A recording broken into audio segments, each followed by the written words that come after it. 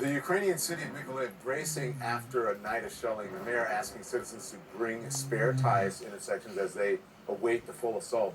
In the city of Sumy, at least 21 civilians killed in a horrific strike, according to Ukrainian officials. Two of them were just children. And in the southeast, U.S. officials say that Russian forces have isolated the city of Mariupol, where residents have already been cut off from water and electricity for days. So joining me now to discuss, senior military analyst and retired Air Force Colonel Cedric Layton. Thank you, Colonel. I'm glad you're there at the map to help us through this. You know, a NATO official says that they don't expect Russia to make any significant gains in the next several days, but Ukrainian cities are still getting hammered with rockets and artillery. What is the situation in the key Ukrainian cities? Yeah, Don, that's a really great question because, as you pointed out already, there are so many different things happening here in this battle space. And I'll call it a battle space because it's really three-dimensional. It's not just a battlefield, it's a whole bunch of everything here. So, of course, the first thing that you have to worry about if you're Ukrainian is Kyiv, because that is still Russia's premier objective. As you note here, there are a lot of different movements that the Russians have made in this direction. They're getting a lot closer to Kyiv, but they're not quite there yet. And of course, we have Kharkiv, the second city, the second largest city that is still holding out, doing what it needs to do in order to maintain its freedom from the Russians. However, there's going to be a movement, it looks like, here from this way and possibly from this way, where the Russians are also looking at encircling Kharkiv, the second Ukrainian city. Now, you mentioned Mariupol right here. This area is probably going to be highly contested. There's already obviously a lot of fighting. Everything's been cut off, as you mentioned, the water supplies, things of that nature. That is going to be an indicator that Mariupol is just about to fall under Russian control, unfortunately.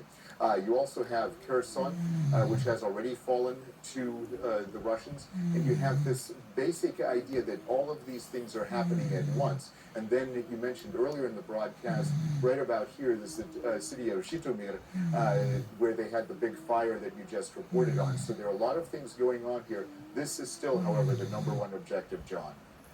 So, Colonel, the U.S. estimates that the Russian military has lost as much as 8 to 10% of their military assets. I mean, there's a new push east of Kyiv, but they still haven't been able to encircle the capital. What problems does a military face trying to isolate a city this size?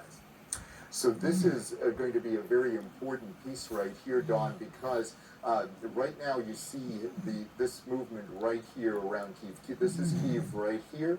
And you see how close the Russians are in the northeast part. In the western part, we know of Antonov Airport. That was the place where the Russian special forces landed at the very beginning of this offensive. That area is still contested, but the Russians have moved around it, and they're also using this area right here. There's kind of a pincer coming out this way toward these northwestern suburbs of Kyiv.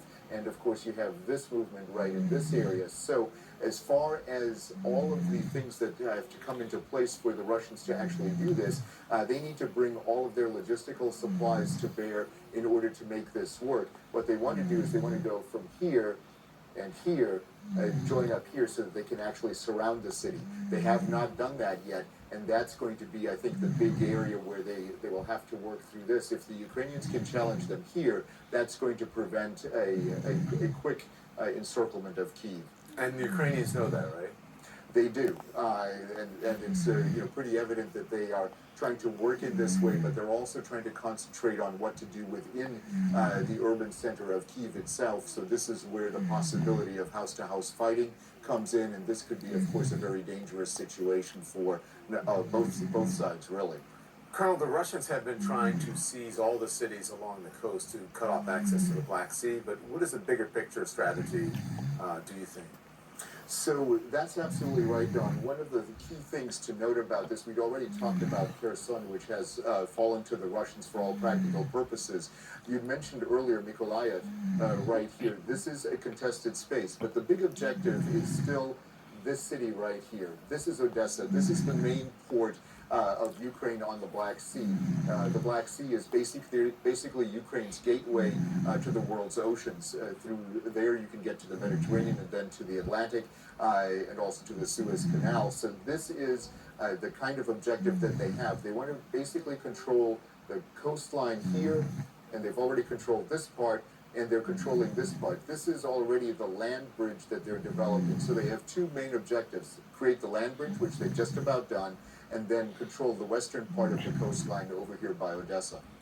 Colonel, in a huge news step, Poland today says that they are ready to deploy all their MiG-29 fighter jets to a U.S. air base in Germany,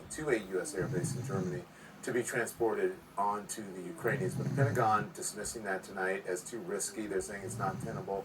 How much could those planes help the Ukrainians, though? They could help them quite a bit. MiG-29s that we're talking about are not the newest generation of aircraft, but they are a very capable aircraft. They're basically a multi-role fighter, and they're designed to provide both air-to-air combat capability as well as an air-to-ground combat capability.